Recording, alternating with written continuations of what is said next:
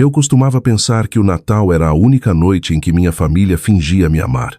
Mas 5 dias antes da véspera, tudo o que eu acreditava sobre eles se estilhaçou. Eu estava parada do lado de fora do escritório dos meus pais, segurando uma caixa de presentes feitos à mão, nos quais passei meses trabalhando, quando ouvi meu nome ser pronunciado no tom mais frio que já escutei. A Ana Júlia está nos envergonhando. Este ano, vamos fazê-la encarar a verdade publicamente. Eu congelei. A voz do meu pai era firme, quase casual. Minha mãe riu suavemente. Meus irmãos entraram na conversa, planejando cada detalhe de como me humilhariam na frente de toda a nossa família estendida. Cada palavra me cortava como navalha. Eu corri. Nem me lembro como fui parar na rodovia dos Bandeirantes, com as mãos tremendo no volante. Naquela noite, meu telefone tocou. A voz da minha mãe, furiosa. "Onde você está?" Eu olhei para a escuridão e sussurrei. "Você gostou do meu presente?" E foi aí que tudo mudou. Crescer como uma Bittencourt num condomínio de luxo em São Paulo significava uma coisa: perfeição era o mínimo aceitável. Minha família construiu sua reputação como uma marca: polidos, caros e intocáveis. Todo Natal, nossa casa se transformava em algo saído de uma revista de arquitetura. Árvores imensas decoradas em dourado, guirlandas importadas, uma mesa de jantar longa o suficiente para acomodar a realeza. E eu, Ana Júlia, a filha que trocou uma carreira executiva por um pequeno ateliê de joias, nunca me encaixei na foto que eles montavam com tanto cuidado. Minha mãe, Cláudia, amava as aparências mais do que as pessoas. Meu pai, Roberto, vivia por números, rendimentos, promoções e rankings. Meus irmãos, André e Raquel, eram prodígios corporativos moldados diretamente da forma dos meus pais, frequentadores assíduos da Faria Lima. E então havia eu, a criativa, que na língua da minha família se traduzia como a decepção. Ainda assim, uma parte de mim queria acreditar que este Natal seria diferente. Eu tinha passado 4 meses criando presentes personalizados, peças inspiradas em memórias que apenas uma filha, apenas uma irmã lembraria. Cheguei cedo para ajudar na decoração, tentando provar que eu pertencia àquele lugar. Dona Rosa, nossa governanta de longa data, abriu a porta com um sorriso caloroso. "Menina Juju, que bom te ver", disse ela, apertando minha mão gentilmente. Foi a primeira gentileza que recebi naquele dia. Lá dentro, tudo cheirava a pinho e calor artificial do ar-condicionado. Ouvi vozes na cozinha e encontrei minha mãe e Raquel debruçadas sobre um cronograma de eventos codificado por cores. "Mãe, cheguei", disse suavemente. Ela nem olhou para cima. "Ótimo. Deixe sua bolsa. Não toque na árvore. Os decoradores vão voltar." Engoli a seco. Eu trouxe algumas amostras. Fiz presentes este ano. Raquel ergueu uma sobrancelha. "Bijuterias de novo?" O jeito que ela disse a palavra bijuterias fazia parecer uma doença. Forcei um sorriso. "Joias. Sim, achei que todos gostariam." "Estamos ocupadas, Ana", minha mãe cortou. "Talvez mais tarde. Talvez mais tarde. Talvez nunca." Carreguei minha caixa de presentes pelo corredor em direção ao meu antigo quarto, apenas para encontrar uma mala de estranho parada na porta. Confusa, entrei. Todas as minhas coisas, fotos, cadernos de desenho, lembranças de infância, estavam socadas em caixas organizadoras de plástico. Meus quadros na parede tinham sumido. Minha estante estava vazia. "Mãe?" chamei, com o coração disparado. "Por que meu quarto está?" Antes que eu terminasse, vozes vieram do escritório do meu pai. Meu nome sussurrado bruscamente. Aproximei-me sem pensar. Aquele único passo em direção à porta entreaberta mudou tudo. Cheguei à porta do escritório no momento exato em que a voz do meu pai cortou o silêncio. "A Ana precisa ser colocada no lugar dela." Minha respiração travou. Congelei, com os dedos pairando perto da maçaneta, com medo de que até meu batimento cardíaco me denunciasse. Então a voz de Raquel, suave e divertida. "Ela vai entrar em pânico, pai. Ela sempre entra. Mas, honestamente, talvez humilhação seja o que ela precisa." Humilhação. A palavra me atingiu com tanta força que meus joelhos quase cederam. Pressionei as costas contra a parede, o peito apertando. Pela fresta da porta, pude vê-los reunidos ao redor da mesa de mogno. Meu pai, André, Raquel e minha mãe, todos perfeitamente compostos como se estivessem discutindo uma fusão empresarial. É assim que faremos, continuou meu pai. Após o prato principal da ceia, eu me levantarei e falarei com a mesa. Direi a todos que estamos preocupados com as escolhas da Ana. Minha mãe, Cláudia, acrescentou com um suspiro. Esse hobby de joias dela é vergonhoso. Ela se recusa a ter um emprego de verdade. Ela precisa de realidade, Roberto. Ela ganha o quê? Uns 3.000 reais por mês? Raquel zombou. Pesquisei salários médios de artesãos. Honestamente, ela deveria ser grata por estarmos tentando. André folheou uma pilha de papéis impressos. Fiz gráficos, disse ele, como se apresentasse numa reunião de diretoria. Vou mostrar à família uma comparação da renda da Ana versus o que ela poderia ganhar num cargo júnior no banco. Eu nem sabia o que doía mais. As palavras ou o fato de terem preparado documentos. Minha garganta queimava. Meu pai riu sombriamente. Quando ela vir os números projetados na tela, não terá onde se esconder. Uma tela? Eles planejavam me humilhar com uma apresentação de slides, na frente de 30 parentes? Minha mãe falou novamente, seu tom afiado e ensaiado. E assim que ela for forçada a admitir que essa fantasia de joias acabou, ofereceremos a ela uma posição na firma. Nada exigente, algo seguro, algo controlado. Controlado, claro, Raquel concordou. E devemos contar a ela sobre o quarto. Ela não pode continuar deixando as velharias dela aqui. Precisamos do espaço. Meu estômago revirou. Então, eles estavam esvaziando meu quarto. Nem tinham esperado o Natal passar. Papai acrescentou, melhor fazer isso hoje à noite. Ela estará distraída demais durante o jantar para notar os funcionários tirando as coisas dela. Senti algo quebrar dentro de mim. Não foi um estalo, nem um grito, apenas uma ruptura silenciosa e devastadora. Então minha mãe disse algo que me assombraria por dias. O negocinho dela é como aqueles colares de macarrão que as crianças trazem da escola. Bonitinho no começo, mas ridículo de se apegar quando adulto. Todos riram. Até o André. Até o irmão que costumava me ajudar a misturar resina na garagem quando éramos crianças. Minha visão embaçou. Pisquei com força, me forçando a não fazer barulho, a não ser descoberta, porque parte de mim precisava ouvir cada verdade que eles escondiam atrás de sorrisos polidos. Finalmente, meu pai concluiu. Neste Natal, ela aprende quem ela realmente é. Algo dentro de mim sussurrou de volta. Você está errado. Neste Natal, eu finalmente aprendo quem vocês são. Afastei-me da porta, minhas pernas mal me sustentando. O peso da traição esmagava cada respiração. Foi o momento em que deixei de ser a filha deles e comecei a ser alguém que eu ainda não reconhecia. Não me lembro de sair da casa. Num momento eu estava parada do lado de fora do escritório, tremendo. E no seguinte, estava tropeçando na noite quente e abafada, minha respiração saindo em arfadas curtas e quebradas. Minhas mãos tremiam tanto que deixei as chaves caírem 2 vezes antes de finalmente entrar no carro. Saí da garagem mais rápido do que deveria.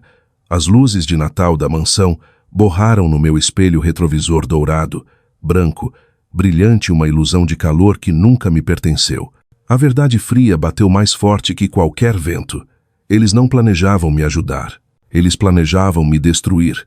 Não chorei a princípio. Apenas dirigi cegamente, desesperadamente, até que a tela do GPS virou um borrão e as placas da estrada se misturaram. Quando parei num posto de serviço na beira da estrada, meu peito parecia ter colapsado. Estacionei, desliguei o motor, e o silêncio dentro do carro era insuportável. Então as lágrimas vieram. Não as suaves e gentis. O tipo que sufoca. O tipo que faz você se dobrar sobre o volante porque seu corpo não consegue conter a dor. Eu agarrava o tecido do meu cinto de segurança com tanta força que meus dedos ficaram brancos. Como eles puderam? Sussurrei para a escuridão, com a voz falhando. Meu telefone vibrou no banco do passageiro. Claro, mamãe ligando. Não atendi. Eu mal conseguia respirar, muito menos falar. Após a 3ª chamada perdida, fiz a única coisa que consegui pensar. Toquei no contato da Bia e apertei chamar. Ela atendeu no 2º toque.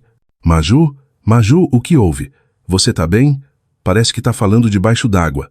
Tentei falar, mas nada saiu exceto um soluço. Bia entendeu instantaneamente. Ei, respira. Onde você tá? Posto. Na estrada. Consegui dizer. Eu fui embora. Embora de onde? Da casa dos seus pais? Eles planejaram, sussurrei. Bia, eles planejaram tudo. Uma apresentação na frente de todo mundo. Eles. Minha voz quebrou. Eles riram de mim. Houve um longo silêncio do outro lado. Aquele tipo pesado, cheio de raiva. Maju, aqueles monstros. O tom dela ficou afiado, protetor. Me conta exatamente o que você ouviu. Contei a ela. Cada palavra, cada insulto, cada plano para me humilhar. Quando terminei, Bia estava fervendo. Escute bem o que vou te dizer, disse ela. Nada do que disseram é verdade. Nada. Você tem uma empresa. Você ganha dinheiro real. Você trabalha mais duro do que qualquer pessoa que eu conheço. E se eles estiverem certos? Sussurrei. E se eu estiver apenas fingindo? Fingindo? Bia praticamente gritou. Maju, você recusou pedidos de atacado mês passado porque estava com capacidade máxima. Você tem lista de espera para peças personalizadas. Você tem renda legítima. Isso não é fingir. Isso é ter sucesso. As palavras dela cortaram a névoa. Ana Júlia, você não é o fracasso. Eles são. E eles estão apavorados que você perceba isso. Soltei uma respiração trêmula. Pela primeira vez desde que saí da casa, uma pequena faísca de clareza cintilou dentro de mim. Bia, eu não sei o que fazer. Você vem para casa, disse ela firmemente. Para o seu apartamento, não o deles. Vou ficar na linha até você chegar lá. Assenti, mesmo que ela não pudesse ver. Ok, sussurrei. Ótimo. Agora ligue o carro. Estou bem aqui. Então, eu fiz. Liguei o motor, voltei para a estrada e segui o som da voz dela suave, firme, segura de volta para a vida que eu achava que não era o suficiente. Eu não sabia ainda, mas aquela foi a noite em que parei de implorar por uma família e comecei a escolher a minha própria. Quando finalmente estacionei em frente ao meu prédio na Vila Madalena, o céu ainda estava escuro, mas as bordas suavizavam com o primeiro indício da madrugada. Meu prédio não era glamouroso, sem pisos de mármore, sem lustre de cristal, sem paisagismo impecável como a propriedade dos Bittencourt. Mas quando destranquei a porta da frente e entrei, o conforto me envolveu como um cobertor. Eu não sabia que precisava desse pequeno apartamento de 2 quartos. Eu paguei por ele cada centímetro com minhas próprias mãos. Meu próprio trabalho, minhas próprias noites em claro e dedos calejados. Exalei trêmula ao pendurar minha bolsa, meu peito ainda apertado de tanto chorar. Caminhei até meu pequeno canto do ateliê, a mesa cheia de pedras preciosas. Esboços, materiais de embalagem, minhas ferramentas estavam exatamente onde as deixei. Nada aqui me julgava.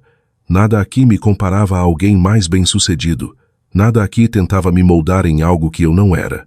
Acendi as luzes. Um amarelo suave preencheu o quarto. Minha parede de destaques emoldurados chamou minha atenção. Um artigo de uma revista de design local elogiando meu artesanato. Uma resenha de blog chamando meu trabalho de pensativo, íntimo, artístico. Fotos de clientes usando as peças que fiz só para elas. Eu as tinha pregado lá quando ainda acreditava que as conquistas importavam, antes de perceber que minha família não se importava o suficiente para ler uma única linha. Passei a ponta dos dedos sobre as molduras. Porque eu nunca as mostrei com orgulho. Porque eu tinha medo que eles rissem. Porque eu achava que o reconhecimento só contava se eles o dessem. Porque eu ainda queria a aprovação deles muito, depois de eles terem deixado de merecer a minha. Meu telefone vibrou no balcão. Um novo e-mail. Colaboração vivaz, luz, consulta. Meu coração parou. Cliquei para abrir. Prezada Ana, amamos seus designs e gostaríamos de discutir a inclusão da sua coleção em nossa vitrine de primavera. Minha boca se abriu. A Vivaz, yes. Luz não era uma lojinha qualquer. Era uma das marcas de joias de médio porte mais respeitadas do país. Conseguir um destaque com eles poderia triplicar minhas vendas da noite para o dia. Desabei no sofá, cobrindo a boca com a mão. Eles me queriam. Eles achavam meu trabalho digno. Eles viam valor onde minha própria família via colar de macarrão. Não percebi que as lágrimas caíam novamente, até que uma atingiu as costas da minha mão. Mas desta vez, não era desgosto, era descrença, alívio, gratidão.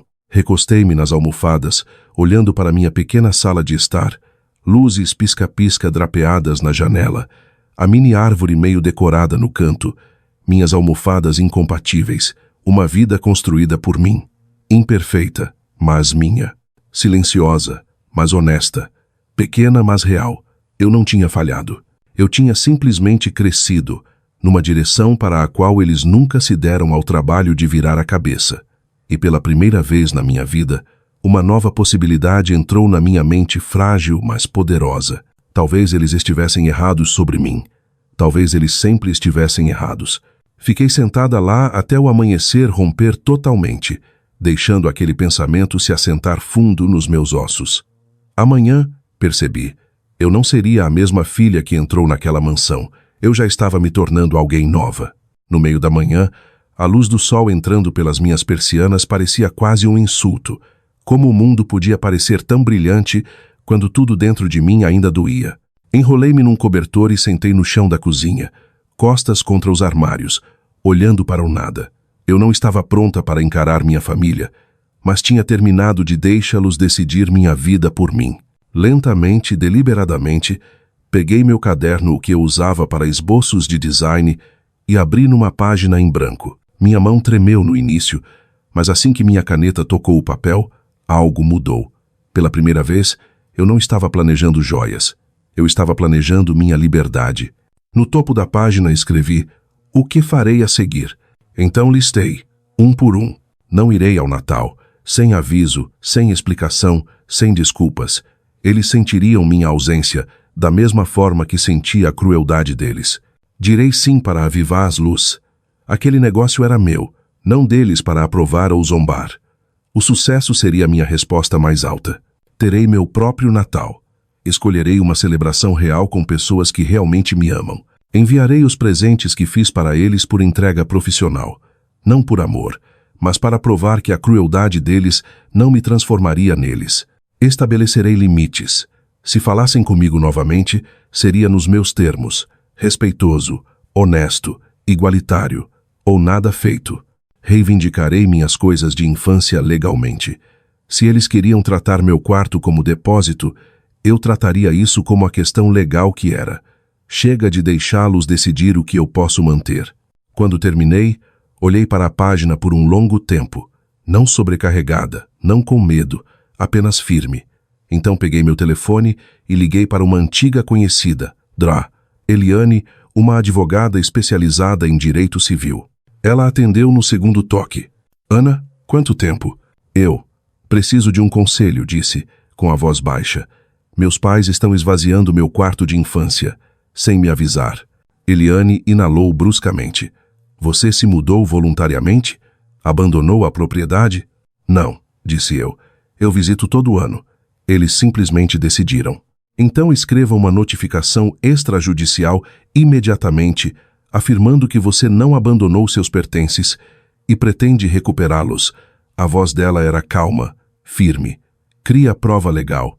Eles não podem alegar que pensaram que você não queria os itens. Rabisquei notas. Ok. Obrigada, Eliane. Sério, quando estiver pronta, acrescentou ela suavemente.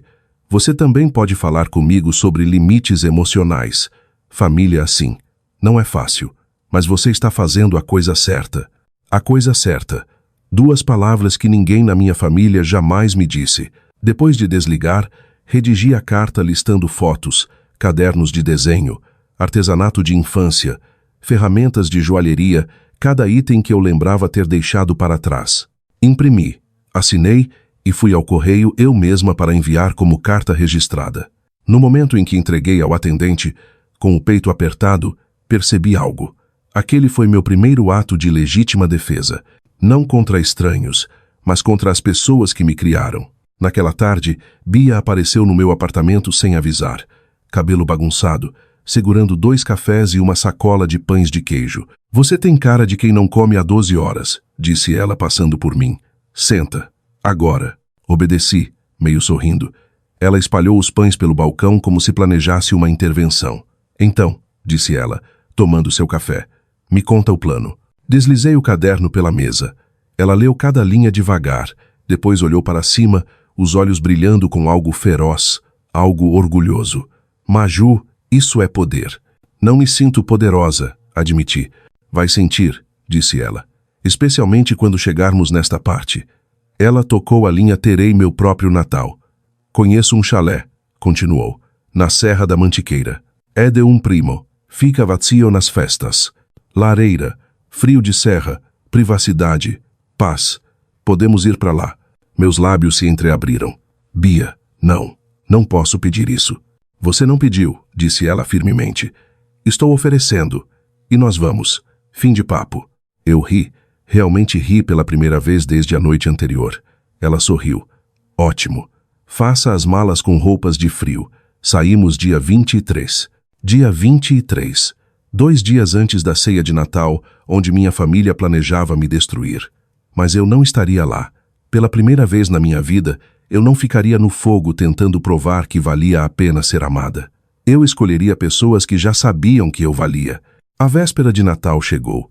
Não havia neve nas ruas de São Paulo, apenas aquele mormaço de verão. Mas a promessa da serra trazia um arrepio diferente. Bia e eu tínhamos acabado de colocar as últimas malas no carro dela quando meu telefone vibrou. Mãe chamando. Deixei tocar. 5 segundos depois, André chamando.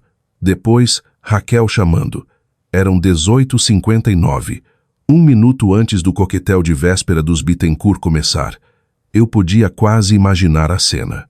As taças de cristal, a árvore imponente, os canapés perfeitamente arranjados e um lugar vazio onde eu deveria estar, sorrindo, fingindo que nada estava errado. Meu telefone vibrou de novo. Não olhei. Bia abriu a porta do motorista. Ignora. Estamos saindo em 2 minutos. Mas então, outra chamada. Desta vez de um número que eu sabia de cor. Meu pai. Virei a tela para baixo, as mãos tremendo. Quer que eu jogue pela janela? Perguntou Bia. Quase disse, sim. Em vez disso, respirei fundo. Não, preciso ser eu a decidir, sussurrei. Não eles. Como se convocado pelas minhas palavras, o telefone parou de vibrar, apenas para vibrar novamente instantaneamente. Mãe chamando. Suspirei. Se eu não atender, ela vai ligar a noite toda. Então atenda, disse Bia gentilmente. Mas não a deixe te puxar de volta. Engoli em seco e atendi. Alô? A voz dela explodiu pelo alto-falante. Onde você está? Recuei. Sem cumprimento. Feliz Natal para você também, mãe. Não é hora para sarcasmo, Ana. Ela retrucou. Seu pai e eu estamos procurando em todo lugar. Os convidados chegaram. Sua avó está perguntando por você. Você precisa vir para casa agora. Eu não vou, disse calmamente. Uma inspiração brusca. Como é? Você me ouviu. Eu não vou. Ana Júlia Bittencourt, disse ela, baixando a voz para aquele tom gelado que usava sempre que queria controle. Você vai entrar no seu carro e vai dirigir até aqui imediatamente. Esse comportamento é inaceitável. Inaceitável? Claro. Tudo o que eu fazia era. Olhei para a rua sentindo algo dentro de mim finalmente parar de tremer. Não, eu disse. Foi uma palavra pequena, mas pareceu levantar uma montanha. O que você disse? Ela exigiu. Eu disse não, mãe. Eu não vou. Houve um farfalhar furioso do outro lado. Ana, não faça isso. Não hoje à noite. Não quando toda a família. Você quer dizer toda a plateia? Cortei. A plateia para a pequena performance que vocês planejaram? Silêncio. Silêncio frio e perigoso. Que performance? Disse ela lentamente, fingindo confusão como se tivesse ensaiado. Eu ouvi tudo, eu disse. Cada palavra na outra noite, fora do escritório do papai. Ainda silêncio. Pior agora, mais pesado. Então afundei a faca mais fundo. A apresentação que o André preparou. O discurso que o papai ensaiou. O plano de me humilhar na frente de 30 pessoas. O quarto que vocês esvaziaram pelas minhas costas. As piadas, as risadas. Eu podia praticamente ouvir o cérebro dela lutando para achar uma saída. Ana, você entendeu mal. Não, eu disse. Eu finalmente entendi. A voz dela ficou frenética. Ana, você está sendo dramática. Estávamos preocupados com seu futuro. Preocupação não soa como risada, disparei. Preocupação não envolve chamar meu trabalho de colar de macarrão. Preocupação não exige um PowerPoint. Ela exalou bruscamente, a raiva estalando nas bordas. Você estava bisbilhotando, acusou ela. Eu estava caminhando para o meu quarto, corrigi. Um quarto que vocês já tinham esvaziado. Ana, me escute. Não, eu disse de novo. Você escute. Minha voz não tremeu. Pela primeira vez na vida não tremeu. Não vou para casa, nem hoje à noite, nem amanhã. Não até que vocês aprendam a me tratar como adulta, como filha, como ser humano. Você tem responsabilidades com esta família, ela gritou. Não, eu disse calmamente. Eu tinha obrigações que vocês inventaram. Cansei de cumpri-las. Você está cometendo um erro, ela sibilou. Seu pai ficará furioso. Haverá consequências. Tipo o quê? Perguntei. Me cortar financeiramente? Eu pago minhas próprias contas. Tirar meu quarto? Vocês já fizeram isso. Destruir minha reputação? Eu não preciso de reputação numa família que não me quer. Você está jogando o Natal fora. Ela gritou. Não, sussurrei. Estou salvando ele. No outro lado, ouvi vozes abafadas. Meu pai perguntando o que estava acontecendo. Raquel dizendo algo ríspido. A voz da minha mãe voltou, encharcada de amargura. Essa discussão não acabou. Para mim acabou, respondi. Feliz Natal, mãe. E desliguei. Meu polegar pairou sobre a tela, meu coração batendo tão alto que achei que Bia pudesse ouvir. Ela não perguntou o que aconteceu. Apenas estendeu a mão, pegou a minha e apertou. Você tá bem? Sussurrou. Assenti, embora as lágrimas já estivessem escorrendo pelo meu rosto. Eu finalmente disse a ela. Não, eu disse, com a voz falhando.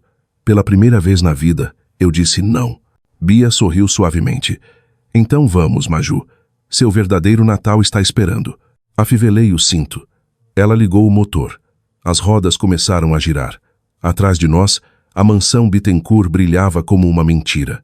À nossa frente, a estrada se estendia para a serra, quieta, aberta, honesta. E pela primeira vez, não senti que estava fugindo. Senti que estava finalmente correndo para casa. A viagem até a Serra da Mantiqueira levou 3 horas, mas pareceu como exalar pela primeira vez em anos. A neblina engrossava à medida que subíamos as montanhas, esfriando o ar. Quando Bia finalmente entrou na garagem do chalé, eu só conseguia encarar. Paredes de madeira, luz quente brilhando de dentro, fumaça subindo da chaminé como uma recepção gentil. Nada chique, nada curado para fotos ou convidados, apenas real. Bia sorriu. Te falei, o paraíso na terra. Quando entrei, o calor me envolveu, cheirando a madeira queimada. A lareira de pedra estalava, enchendo o chalé com um brilho dourado suave. Então ouvi passos. Nuno, meu primeiro parceiro de vendas, saiu da cozinha carregando uma bandeja de canecas. Atrás dele estava Clara, minha antiga colega de ateliê, segurando uma travessa. E atrás dela estavam Renan e Caio, equilibrando sacolas de mercado e decorações. Pisquei. O quê? O que todos vocês estão fazendo aqui? Clara deu de ombros, sorrindo. Bia mandou uma mensagem. Foi o suficiente. Nuno me entregou uma caneca de chocolate quente. Você não achou que deixaríamos você passar o Natal sozinha depois do que sua família fez, achou? Meus olhos arderam. Não com dor desta vez, mas com algo quente, algo gentil. Bia me cutucou. Viu? Algumas famílias a gente escolhe. Cozinhamos juntos bagunçado, caótico, absolutamente imperfeito. Sem garçons, sem cronogramas, sem julgamento. Apenas risadas, apenas calor, apenas liberdade. A certa altura, enquanto cortava legumes para o vinagrete, Renan disse: Sabe, Ana, suas peças esgotaram na minha loja fim de semana passado. As pessoas amam seu trabalho. Caio entrou na conversa. Minha irmã literalmente não tira o colar que você fez para ela. Senti-me sorrindo, um sorriso não forçado, não praticado. Eu não percebia o quão raro isso tinha se tornado. Depois da ceia improvisada, nos reunimos ao redor da lareira. Nuno serviu vinho, Clara passou a sobremesa, e Bia trouxe uma pequena caixa de madeira cheia de ornamentos em branco e tinta. Nova tradição, declarou ela. Cada um faz um enfeite representando seu ano. Hesitei, mas eventualmente pintei um pássaro voando para fora de uma gaiola aberta. Asas douradas, cauda azul meia-noite. Ninguém perguntou o que significava. Eles não precisavam. Enquanto o fogo estalava, meu telefone vibrou ao meu lado. Bia franziu a testa. Ignora se quiser. Mas algo me disse para olhar. Tia Sônia, ouvi o que eles planejaram. Estou tão envergonhada de sua mãe e seu pai. Seu presente é lindo, Ana. Estou orgulhosa de você. Meus lábios se entreabriram. Outra vibração. Prima Lívia, seu colar me fez chorar. Você é tão talentosa. Não tínhamos ideia de quão bem-sucedida você se tornou. Outra vibração. Vovó Leonor, não aprovo o que aconteceu de forma alguma. Me ligue quando puder, querida. E obrigada pela pulseira. É requintada. Engasguei com a respiração. Eles sabem, sussurrei. Eles descobriram. Bia se inclinou. Ótimo. Deixe a verdade queimar aquela fachada perfeita. Mas eu não estava pensando na fachada. Estava pensando em outra coisa. Algo surpreendente. Eles acreditavam em mim. Não todos, mas os suficientes para importar. Algumas horas depois, quando o frio da serra apertou lá fora e o fogo diminuiu, Nuno fez um brinde. A Ana, disse ele suavemente, por escolher a si mesma neste Natal. Todos ergueram suas taças. Engoli em seco, com a garganta apertada. Pela primeira vez, disse eu, sinto que estou passando o Natal num lugar onde pertenço. E naquele momento, cercada por pessoas que me viam, me apoiavam, me estimavam sem condições, percebi algo. Eu não tinha perdido uma família naquela noite. Eu tinha encontrado uma.